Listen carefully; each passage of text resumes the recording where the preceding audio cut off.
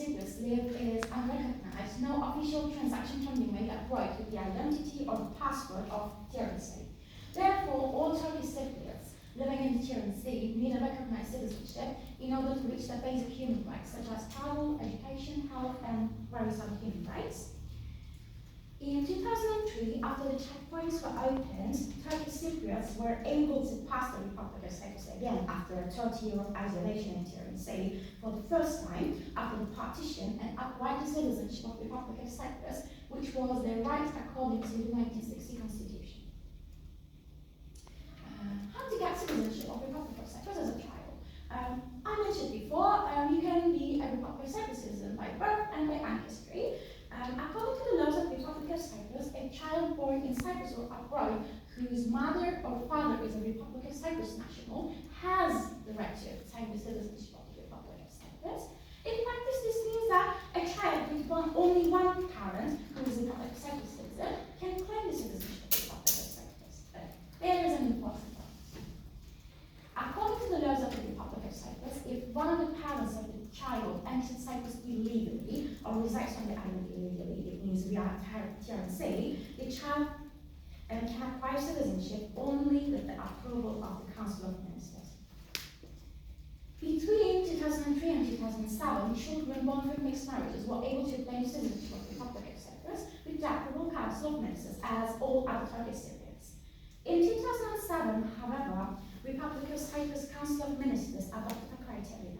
And with this criteria, if mixed married children's foreign parents are related with Tiran State, those children's citizenship applications are not going to be accepted.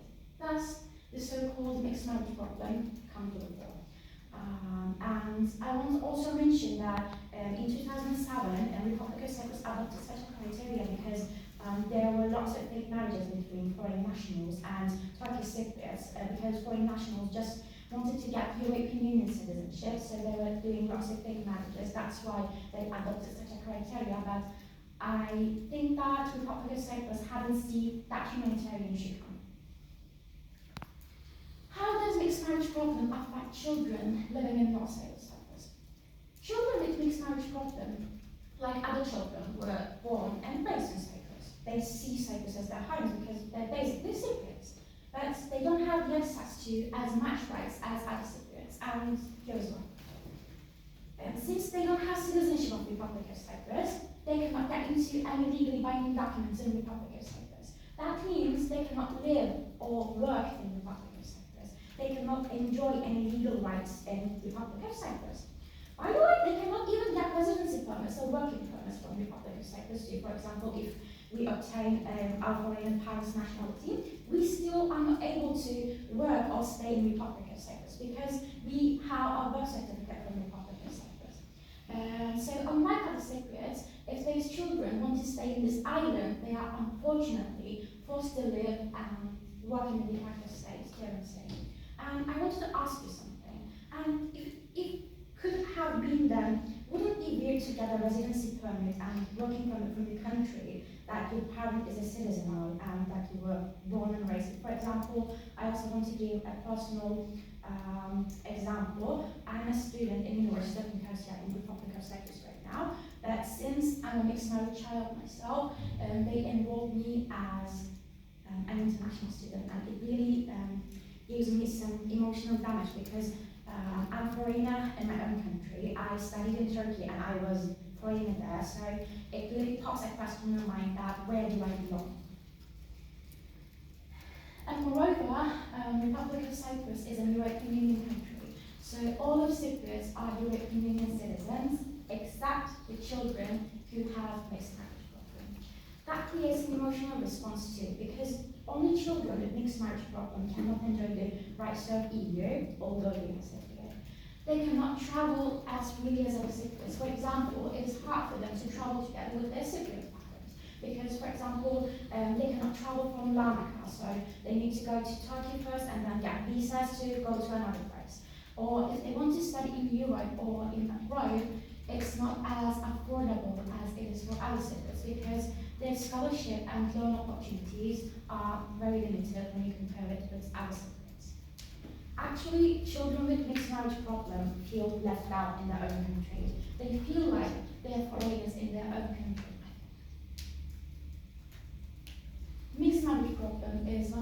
serious problems that is posed by the Cyprus conflict and tyranny being a de facto state.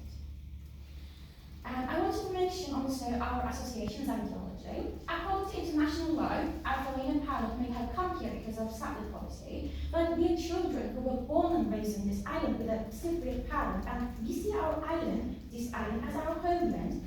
According to the Republic of Cyprus Civil Registry law, we also have the right to citizenship.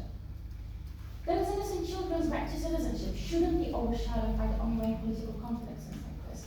And we think that this problem should be resolved as soon as possible in order to further strengthen our sense of belonging to this island. And I think it's essential for this problem to be solved if we also want to solve the Cyprus conflict. So, what can we do to solve this problem? First of all, as we always say, this problem is not an individual problem, but a social one. Acting together and being an organized voice is very important for this issue. And there's an ongoing education processes, and it is necessary to include other activities besides other education processes, because we know that how activism can impact law changes and law amendments in Cyprus. As with most problems, it is essential to create social awareness and not to put it off the agenda in order to solve this problem.